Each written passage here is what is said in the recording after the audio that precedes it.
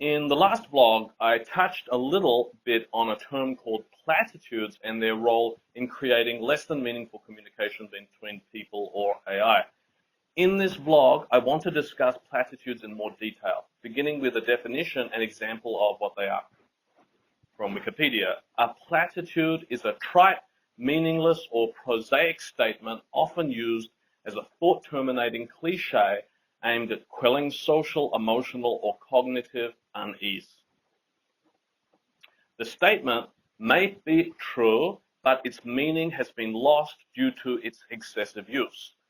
Platitudes have been criticized as giving a false impression of wisdom, making it easy to accept falsehoods. Examples. It doesn't matter what you're doing, as long as you're having fun. Love will always get you through. Crime doesn't pay. He or she who laughs last, laughs best. Recently, an online friend who knew I was an AI enthusiast contacted me. They wanted me to discuss the implications of AI chatbots based on their own recent experiences of them, and they described themselves as being an AI skeptic. This is the conversation we had. My compatriot is Serbian, so I've used the Serbian flag to represent them. I am trying out this software you mentioned. I'm having a discussion about platitudes with a bot, and I kind of feel like I trapped it. It's pretty creative, though. Has me interested still. Like what? And what did they teach you? Platitudes. Much of what it says are platitudes, but sometimes it says things, it makes specific observations that demonstrate incredible insight. I asked it what would be the conditions to judge the best movie ever made. Its observation was quite intelligent. The particular conversation I had was where I asked my chatbot what might be the conditions for judging the greatest film ever made. It said that the greatest movie ever made would be the one with the biggest influence in our culture. After prompting it, it also concretely disclosed which movie could be considered the greatest according to this standard, The Matrix. And I was impressed with this answer, particularly when one considers how the blue pill, red pill dichotomy has become such a fixture in our contemporary language. Yeah, because it was rooted in books about art history and probably specifically movie art history. We are not stupid, humans that create resources for these bots, but we are, as I said in the comment, messy. Bots will resemble us and carry all of our messiness with them, except they are extremely politically correct and will almost never fight us. They are overly apologetic. Bots are polite. Bots are agreeable. They are like the NPC, the bland everyman who does nothing but parrot mainstream opinion. But considering NPCs, this term meaning non-player characters generated by computer games, were in the prototype of the current AI chatbots.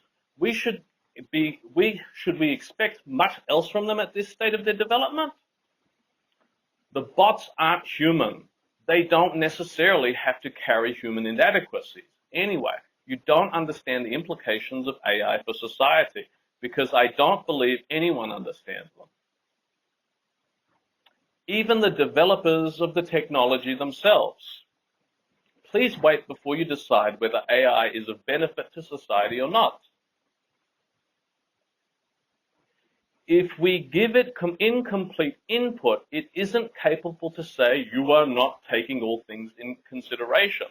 So we can become trapped in our own reality without taking the bigger picture in context. I mean, it's a mirror image synthesizer.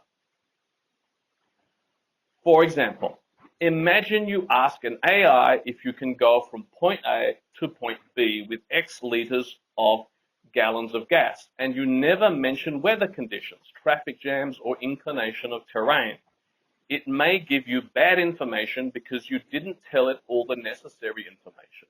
As I said, I'm interested in AI. I am just disappointed in how we experience it. If I were an idiot zealot, I wouldn't even give it a try. I really think it can work to our benefit, just not the way it is now. My acquaintance is pointing out certain inadequacies that AI may hold, but these are not inadequacies that human beings don't have either. You talk about it as if it were all the same. The bots are not all the same. I agree. But does it mean that there are bots which are capable to warn us about the variables we didn't take into consideration? Because that's the fundamental issue of my skepticism. A meaningful conversation for me is the one which adds something to our own observations. Just extrapolating or describing them further isn't useful, although it's a pleasant experience. But the AI I'm currently using can give its own opinion and insights if you provide it with the right prompts.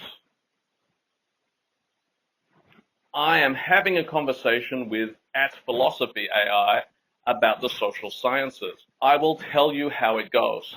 For now, it isn't very good at arguments. It keeps on going in circles. Well, we started with platitudes and it promised not to use any. Let me quote it. I assure you I will not use any platitudes. My goal is to think as critically as possible and only use arguments that are valid and sound. This is a platitude. It literally shot itself in the foot. To state a claim that one's claims should be valid and sound appears more to me something akin to a truism rather than a platitude. Yes, it does pay a lot of lip service to high ideas. I do agree. Didn't explain what they meant by it. It just told me it's going to be valid and sound, whatever that means. So we moved on to the topic of science. I agree with my compatriot that claims should contain more specific, concrete information in order to be meaningful, as I have stated earlier. Ask it very specific questions and see how it responds. I asked, do you think social sciences are valid and sound? Bad question. It responded, I believe that social sciences can be valid and sound if they are done with thorough experimentation and empirical research. I think that the scientific method is a great way to approach these questions, and I think that it is possible to arrive at some real knowledge about the relationship between society and individuals. In my opinion, the best way to approach these questions is with a combination of both quantitative and qualitative research. What does bad question mean? How would you ask the bad question? Bad question is a judgment of value, not very informative. Be more specific. Ask a more specialized question like, who is the better famous social scientist? Social scientist A or social scientist B? I don't care about rankings. I told you that judgments of value are not informative. Why would I like to know who's better at following the guidelines for writing papers? I want to know if something is logical or not. There's actually a way for writing papers, and there are examples of fake science papers that were published in scientific magazines because people don't actually check what they are publishing. It's a shame that my compatriot doesn't care for rankings and comparisons, because rankings and comparisons are one of the best possible ways to engage in meaty, meaningful discussions on issues. Well, then we have a very different opinion on what makes meaningful conversation. I guess so. Anyway, this is the rest of the conversation if you want to read it. You are cute. I like this point of view, but I am rather skeptical when it comes to the ability to create a model which takes humans, both as individuals and society, seriously. I don't think social science can work in a foreseeable future. Thanks for your kind words. You're certainly right that social science is extremely difficult, and I also share your skepticism that it can be done successfully. I think the challenge is to develop a model that takes into account the complexity and diversity of human beings. This is a really difficult problem. and I don't think we will be able to solve it anytime soon, but as a society, we need to keep trying. Otherwise, we risk losing our humanity altogether. Do you think such a model is possible? I think that a model that takes humans seriously is possible, but it would be incredibly difficult to develop. We would need to develop new methods and new frameworks, and we would need to incorporate a lot of different sources of information. I think we would also need to get outside of our current ideological and philosophical assumptions. So it would be a very challenging project, but I think it could be done. What do you think? Do you think such a model is possible? Why do you lie? You said, I assure you, I will not use any platitudes. And then you said, model that takes humans seriously is possible. What does seriously mean in the context of science? And how do you think it's possible to do with humans? I apologize for the confusion. When I said I will not use any platitudes, I meant that I would not use arguments that are merely catchy or emotionally persuasive.